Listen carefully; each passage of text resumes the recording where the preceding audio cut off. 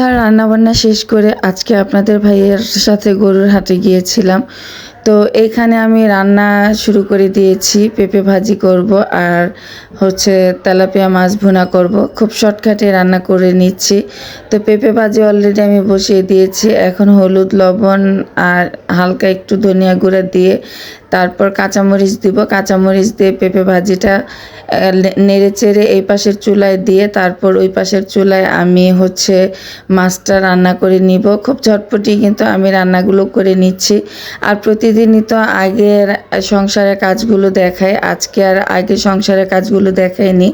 আজকে আমার সন্ধ্যার রুটিনটাই তুলে ধরেছি।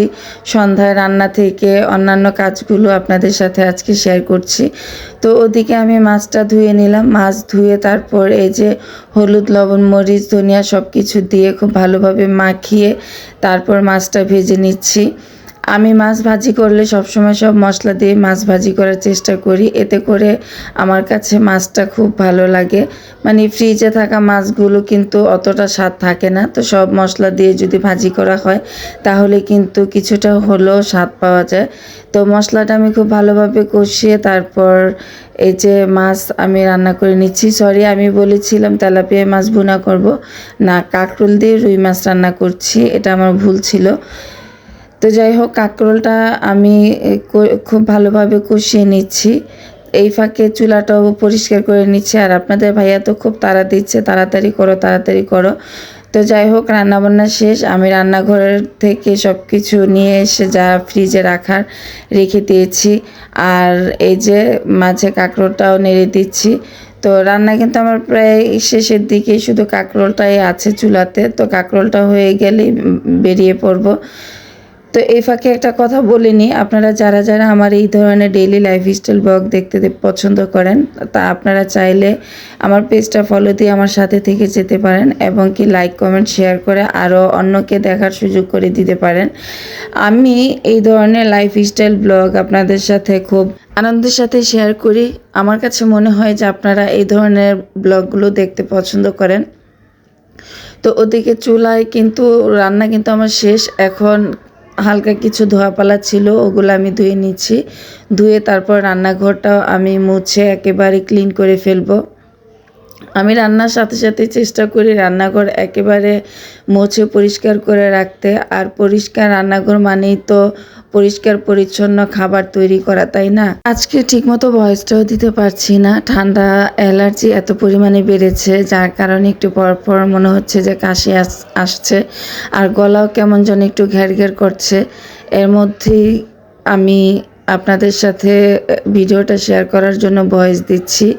তো আপনারা আশা করি আমার ভিডিওটা খুব ভালোবেসে দেখবেন এবং কি ভালোবেসে সুন্দর একটা কমেন্ট করে যাবেন। তো আমি কিন্তু এই যে চুলার চারপাশ সব কিছুই আমি একদম ক্লিন করে ফেলেছি। তারপর চলে আসলাম গরুর হাটে। এই যে এখানে আমাদের কচু ক্ষেতেই, আমার বাসার কাছে কচু ক্ষেতে বিশাল বড় গরু এবং ছাগলের হাট বসে।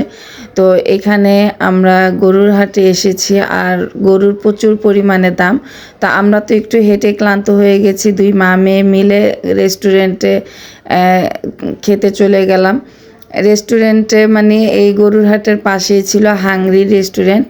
তো হাংরি রেস্টুরেন্টে ঢুকে পড়েছি দুজনেই খাওয়ার জন্য। তো এই যে আমরা মা মেয়ে খাবারের অপেক্ষায় আছি, কি খাবার অর্ডার দিয়ে দুজনের সময় পাস করছি। তো আমাদের খাবার কিন্তু অলরেডি রেডি, আমাদের সামনে চলে আসবে।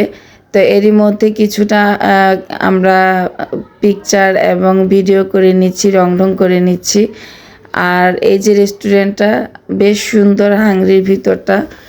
হাংরিতে খাবারগুলো খুব ভালো, মানে খুব মানসম্মত। যাই হোক, আমাদের খাবার সামনে চলে আসছে। আমরা এখন খাবারগুলো খেয়ে তারপর বাসার দিকে চলে যাব। এত এনার্জি নেই যে হেঁটে হেঁটে গরু দেখব।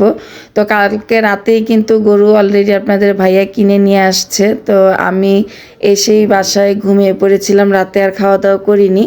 সেই কারণে আমার আর গরু দেখা হয়নি। ছেলে মেয়ে সজাগ ছিল, ওরা ঘুমায়নি, ওরা রাতেই গরু দেখেছিল। রাতে মেবি 2টা কি 2:30টার দিকে গরু নিয়ে আসছিল।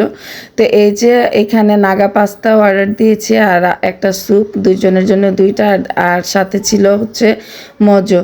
তো স্যুপটা খুবই টেস্টি ছিল। আর মেয়ের কাছ থেকে আমি নাগা পাস্তাও একটু শেয়ার করেছি, আর আমার কাছ থেকে একটু স্যুপ মেয়ে শেয়ার করেছে। খেয়ে আমরা বাসার দিকে চলে যাচ্ছি। ভালো থাকবেন, সুস্থ থাকবেন। আল্লাহ হাফেজ, আসসালামু আলাইকুম।